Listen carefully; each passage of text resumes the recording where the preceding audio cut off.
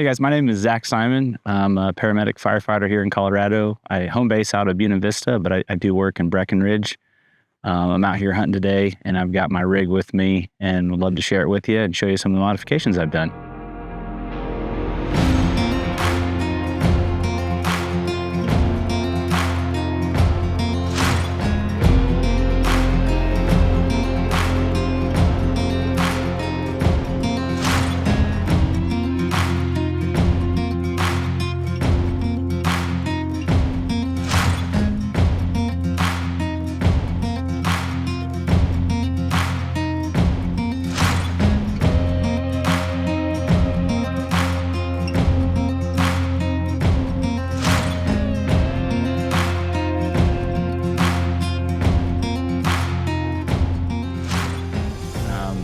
Got a 2021 Ford F350. I've always had good luck with the Ford platforms. Went with a heavier duty just to kind of carry the weights.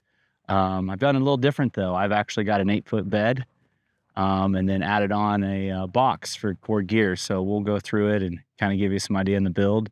It's a 7.3 Godzilla motor. I went with the gasser motor just because living in the mountains in the cold weather, starting for skiing and other things, I just want to be able to not deal with the cold diesel, and this has got plenty of power. So got about 50,000 miles on it. I've got front and rear bumpers on it made by Expedition 1. Out of all the companies that had bumpers, I think it was the best fit. I've also got some Baja design lights on the front and rear just for night driving. There's a lot of elk and deer here. Lift is a 2.5-inch Carly suspension lift. So far it rides great. The fine-tuned shocks really help the stability of the camper, and it gives a lot smoother ride on the dirt roads. We got 37-inch tires on top of it. And the big thing I just did with this gas pickup, since I don't have that diesel turbo, is I re-geared the pickup to 488 gears, and it just climbs the mountain passes and keeps gear at higher speeds. I also got some gas mileage back, about 2 to 3 miles to the gallon. And it's just a great combination for a gas pickup and the weight of this camper. One thing I like about the Ford platform is the 3/4 and 1 ton. This camper is honestly light enough that I haven't had to really do any suspension improvements to it. Down the way here, I am going to do some rear reliefs through Alcan and a custom tuned shocks to the rear just to keep with stability and a little bit more comfort driving. But when this thing's on, it doesn't squat at all. It's not even on the over-release right now, and it rides really well just with a stock rear end. You know, with the lighter pop-ups, you don't have to worry too much about the suspension enhancements, but I've had a Lance, which is, 3,000 plus pounds, and the rear end would squat. I had to have airbags. It rode horrible. It swayed a lot.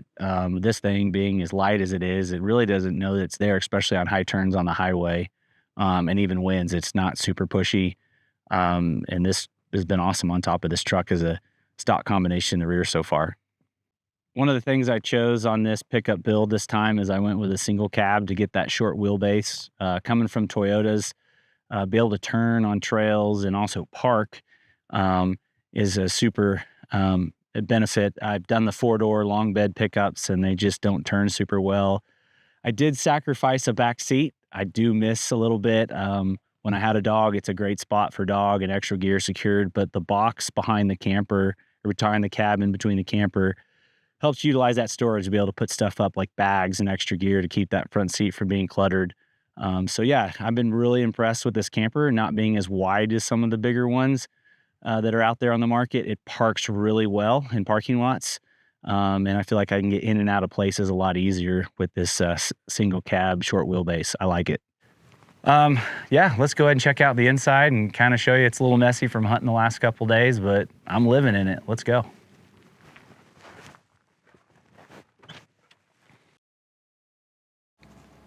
One thing that I like about the Outpost campers is the interior. It does have some durability with these aluminum cabinets, but it also has a warm, comfortable feel. As many days as I'm going to be spending in this between hunting and ski season and camping, I wanted something that's nice, to have more storage, to feel comfortable to cook a meal, but just to be hanging out too, especially on those cold, wet, snowy days or cold camping days. I think this has a good balance of rugged, but also warmth to be in here. The camper itself stays super warm. That's one thing that we love about it. is be able to sit up in bed, read a book. It does have enough headroom to sit up, and lots of room for 2 people. I've even had guests stay down here below for a hunting trip just to get an extra person in here out of the weather and some warmth. One thing too that I like is the storage of our clothing. I might be getting off shift from work and taking this somewhere to go hunt or go ski. The nice thing is this full-size closet I really like. I could have some nicer clothes in here. I can clean up and go out on town and look nice, to be out and enjoy the evenings, brush my teeth, make coffee in the morning. It's a good place to be and hang out. I don't feel enclosed or claustrophobic. I'll be outside mostly, but if I have to be stuck inside, this is a good warm spot to get out of the weather. I used to raft guide for like 15 years and lived in a topper during the summers, and laying in the back of a truck bed and changing clothes, laying down is not fun. The nice thing about the room and the height in here is I can stand up and put clothes on. I've also had some other campers that were basic shell models. They were great, they just weren't comfortable. Everything you touch was cold. It was Rubbermaids and containers, and I think just the furnishings in here, the thick bed with the down comforter on top, just makes like a super warm, cozy place, but also just to get ready and change and get ready for whatever adventure you're doing, skiing or hunting or camping. One thing I like about the camper too is the engineering of the electrical and the heating system. This is the first camper I've had that uses AC power, using 110 outlets. I thought I wanted propane for cooking like I've had in every other camper. The new convection style honestly is super efficient. It heats water super fast, and for cooking it's just more efficient, and you don't have that worry of propane or the gas smell in the camper. The power system, I usually don't go down below 80%. With the solar panels on top, I'm back usually at 100%, especially with driving and the DC to DC connection. But yeah, I don't even use a jet boil in here. I've got an electric tea kettle that I make tea and coffee in the mornings and do pour overs. Also with the diesel heater, this is my first diesel heater. I've had propane heaters in the past, and they're loud and they just don't keep temperature maintained. With the efficiency of this camper and the diesel heater, it's been really nice. It's a calm, quiet sound, but it keeps temperature steady at 65 or 70 degrees where you have it. And then what I really noticed is I don't draw a lot of power, where my propane furnaces in the past would eat a lot of battery, especially in the wintertime running consistently through the night on my pop-ups. So this diesel heater, so far, I've just kept it on like a house thermostat, and it just stays, and I check the fuel level and never worry about it. The camper itself really comes outfitted with everything I need between kitchen and heat and lighting. The only thing that I've done onto it is, like I said, I added that box in the front.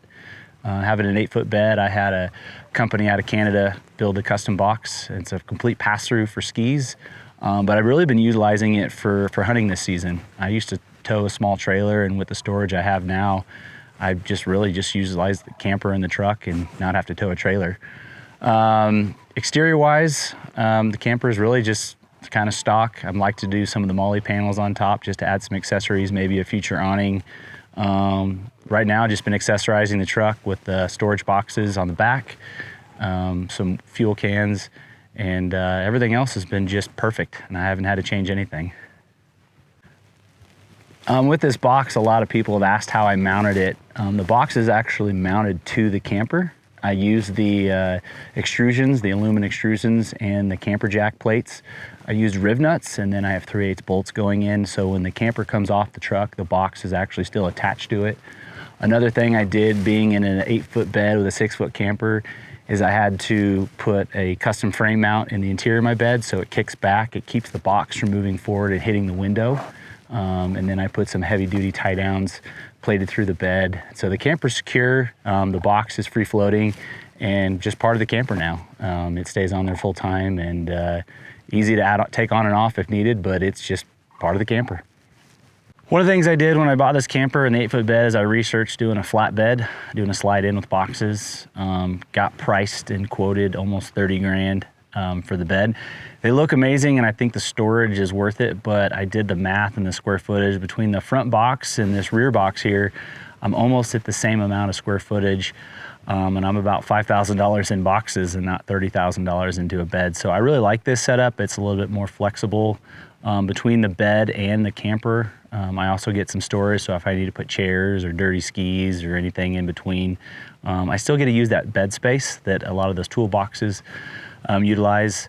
Ralph with Summit Expedition built this rear box as well. I like the quality of his boxes so much, I'm actually going to order a second one. Ford with these 37-inch tires, you can actually fit the spare underneath, so I don't need to have the spare on the back like some of the tire carriers. And these are both mounted on the Expedition 1 rear bumper. And about all the bumpers I've tried, the quality, this one just holds up the best. The latch system and the swivel system on it, it's just stable, and I feel secure with my gear being back there. One of the reasons I also went with the swing bumper was the storage, but in that process, I didn't want to have my tailgate on. I wanted to be able to shut these and kind of reach in for stealth camping. One of the reasons I chose this camper for the hard side was to sleep in town or to bum at some ski places. And with the tailgate down, it just kind of shows you're in there. It is super nice to have when I had the tailgate, but with the rear bumper, I feel like I didn't need the tailgate. I also pushed the camper back a few inches to have more room for the box. But I did put this step in here. It's a huge asset to getting in and out of the camper. I might even build the mount on it a little bit bigger just to have a place to step on snowy conditions or ice on the back, walking in and out in ski boots. So that's kind of the goal with this step and hitch on the back. Yeah, I've been super grateful for this camper. I waited 9 months for it, but it was worth the wait, I think, compared to what's out there on the market, based off of quality, but also price point. There's no perfect rig. There's lightweight setups. There's even bigger rigs than this. This one I think fits all the needs. It's got light, it's nimble, but it's got the warmth and it's got the hard shell structure that I want for the colder winter seasons. But the nice thing is too, in the summers, it keeps the heat out. A little bit of cracked window in the exhaust fan. I haven't had any need for AC here in Colorado. Obviously Texas would be a lot different. And then the last thing I'll say is just it's almost like a second home. I'll be able to go ski a bunch of different resorts, be able to have a wardrobe with me and clothes ready to go to clean up and look nice for town. And then also a shared space, having a significant other being here and be able to straighten their hair and be comfortable and get clean. It makes it nice for trips and not have to do VRBOs and hotels. It's just kind of our own little oasis, and it's also great too when we're visiting friends. I've stayed in a lot of driveways with requests to stay in the house, but the bed in here is so comfortable and we have our own space that I'd rather sleep in this thing than stay at a guest house or in a hotel. So this is my second home. So far, I really can't have any complaints about it. I've been really happy, and gets a lot of compliments. People at work kind of walked through me on this process and saw me build it slowly and excited for ski season. But even in town, just being parked in the street, a lot of people are standing around looking at it, especially with the box and the lifted truck. But overall, the quality of the camper, I think, is what people notice and really like, especially the interior with those aluminum cabinets. It's just sharp.